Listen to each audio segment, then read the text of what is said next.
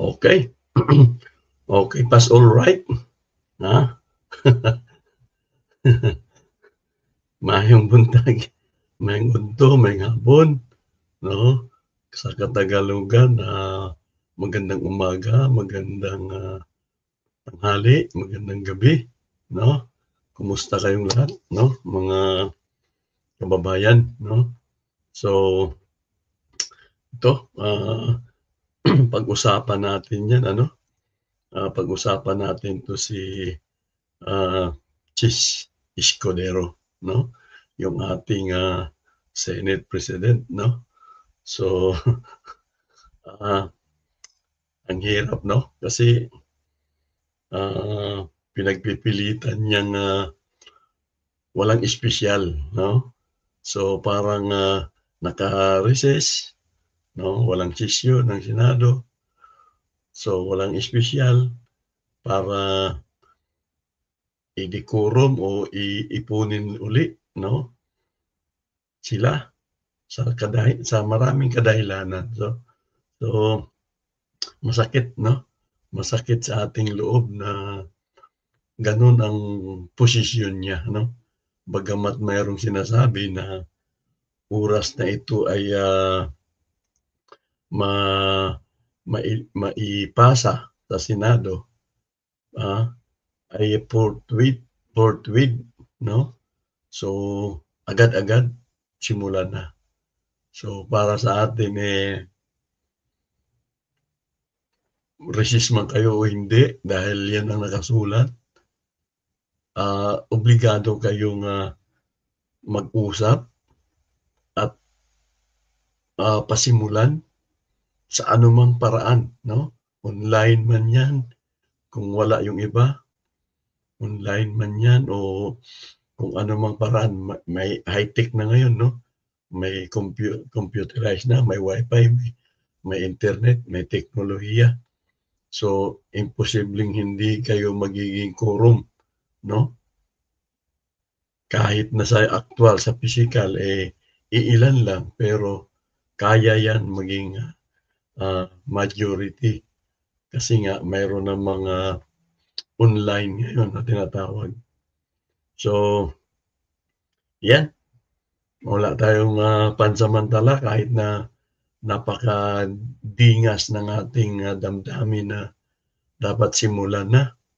Kaya hayaan na lang muna natin, ano? Yun ang gusto niya, no?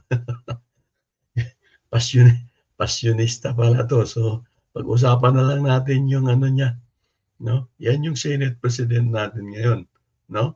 Kaya ang pamagat ko diyan what a Senate President, no? only in the only in the Philippines, pormahang cheese yan, no? Nakita niyo ba yung bandang kanan sa inyong screen, no? May hikaw. Yeah. So, matanong ko lang, sa dinami-dami ng mga naging Senate President, no? Kung hindi ako nagkamali, sila Salunga, sila yung mga dati pa, no? Jokno yata, yung hindi yung Jokno ngayon, yung tumatakbo. May Jokno noon na magaling din. Sila Salunga, sila Jokno, sila Rene Sagisag, sila sino yung namatay na? Rene Cayetano ba yun? No? Tapos yan sila Tito Soto, Drilon, bagamat may mga edad na yung iba, pero may napansin nyo bang pasosyal yung mga yon? Pasyonista yung mga yon? Napansin nyo bang naghihikaw-hikaw sila? No? So, kayo ng ano, kayo anong tingin nyo? No? Okay lang ba? No? Yun ang tanong natin. Okay lang ba na ang isang Senate President ay yan, haharap sa isang press o media conference o press conference na malararampa rarampas sa isang, pormahan, 'no? Sa isang, pasyon. Pasyon, ano ba pasyon? Ano yung bigkas yun, 'no? Pasyonista, ano? So, ewan ko sa'yo, Chase, 'no? Kung ako paminsan-minsan talagang hindi naman natin maiwasan 'yan, ano? May mga taong, kahit na alam ko malapit na rin mag-senior yata ito, eh. Pero siyempre kung, yun ang uso nga, puwede naman yun. Pero ito, mga kababayan, para sa akin lang, ano, dapat kung nasa mga outing ka, mga pamilya mo, wala sa Senado, wala sa, ah, presko ng Senate, President of the 'yan, sa Senado, 'no? Okey lang naman 'yan. A-attend ka ng mga, konting, gatherings ng mga barkada sa isang club or sa isang sikat na club, okey lang 'yan, 'no? Pero preskon at, ginagamit mo pa yung selyo ng bandera ng, Senate, 'no, at ng Pilipinas diyan sa iyong, opisina. Tapos, ah, ano sa tingin niyo, only in the Philippines lang ba 'yan, mga kababayan, 'no? So, 'yan hindi siya o hindi espesyal sa kanya. So, ito na lang muna pag-usapan kaya natin, 'no? Espesyal sa kanya yung kanyang hikaw, 'no? Talagang binibida niya sa atin. Ayan, papakita ko pa yung, isa pang, 'yan, talagang focus yung isa medyo nakatagilid siya, naka nakaano sa bandang, kanan, 'no, nakapaling yung kanyang ulo, 'no. So, binilugan lang natin at nilagyan natin ng araw para makita niyo talaga mga kababayan, 'no. So, yan ang Senate President natin, 'no. Parang wala naman akong ano diyan, wala akong, malisya. Kayo ang bahala, 'no, kung talaga bang, okey lang ba yan sa isang, Senate President o hindi. So, hindi tayo espesyal sa kanya, eh, 'no. Pero ito dagdag lang natin, bukod diyan sa nakikita natin, napansin natin yung kanyang pormahan, pormahan, rampahan, pauso, 'no, pasyonistang, Chis Escudero, very good, 'no. So, papakita lang natin 'to, yan yung mga sinabi niya, 'no. Sabi ayon sa kanya, walang espesyal sa impeachment, 'no. Walang dahilan para magpatawag ng espesyal sesyon dahil kumbaga wala naman daw, ka-espesyal-espesyal na puwedeng pag-usapan, 'no. So, ang tanong pa nga niya sa media nung, ah, napanood natin, espesyal ba yung impeachment, ha? Tapos may ano pa yan magsasalita, yung akala mo palaging nagtutula, 'no?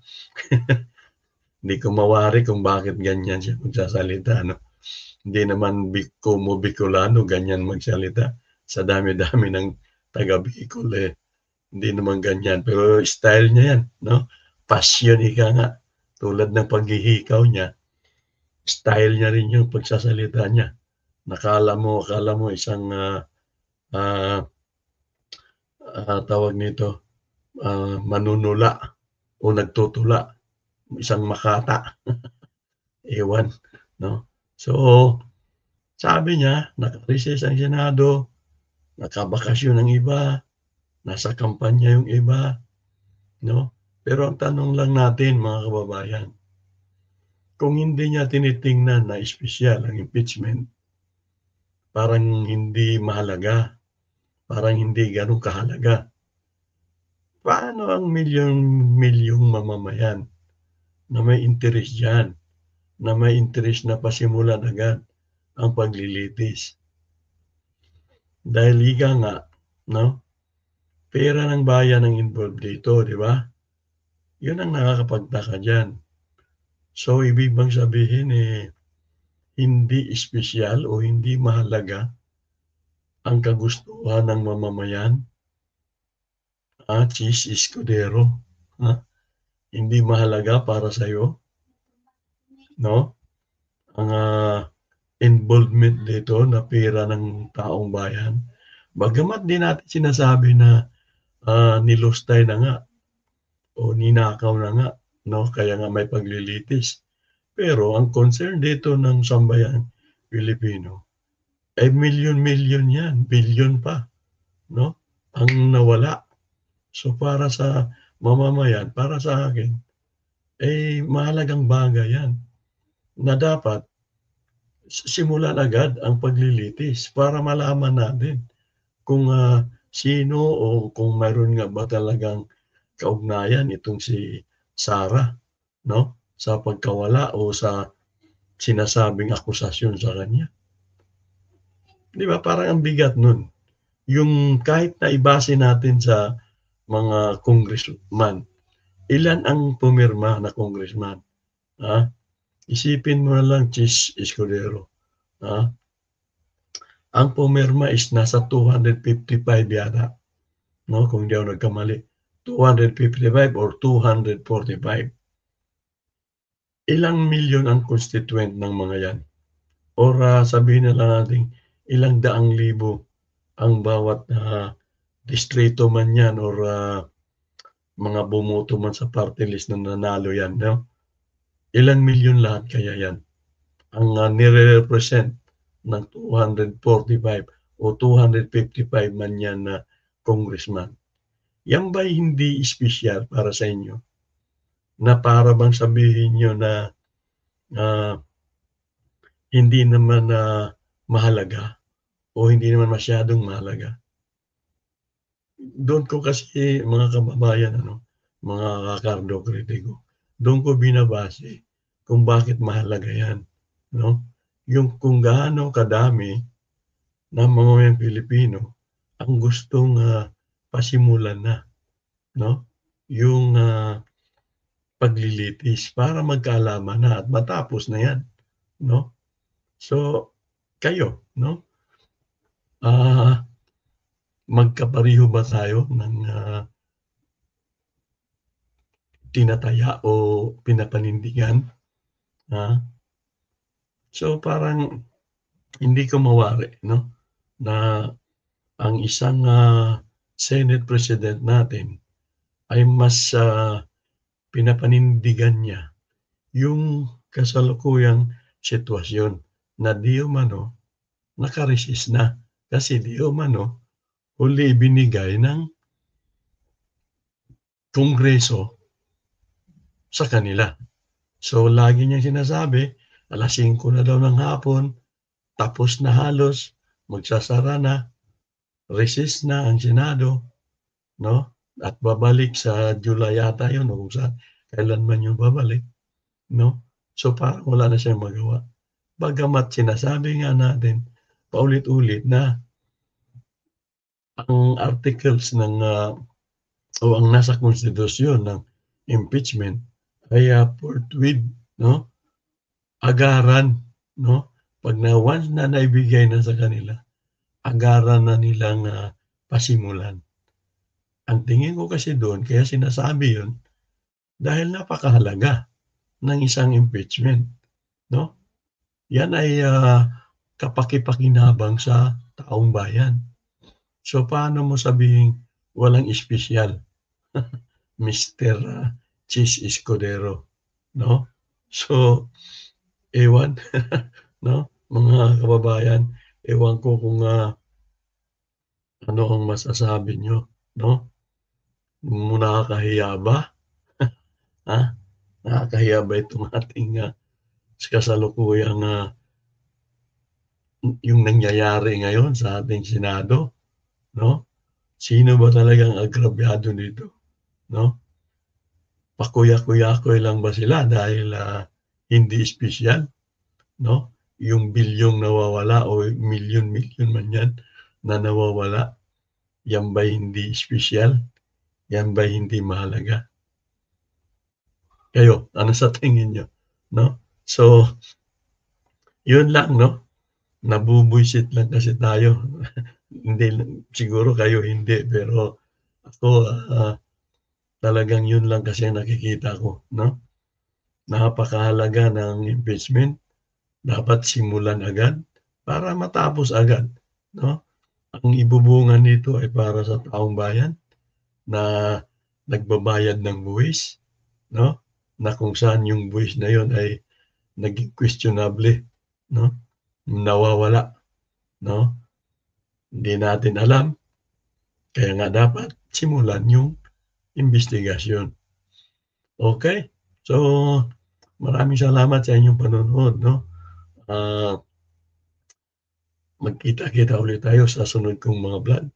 Kung hindi ka pa subscribe 'no, paki-subscribe amigo, amiga 'no, at, pindutan ng pindutin mo yung, notification bell para tuwing meron akong, vlog na tulad nito, ay una kang i-inform ng, YouTube channel ko. Okey, maraming salamat sa pagtapos ng aking, video.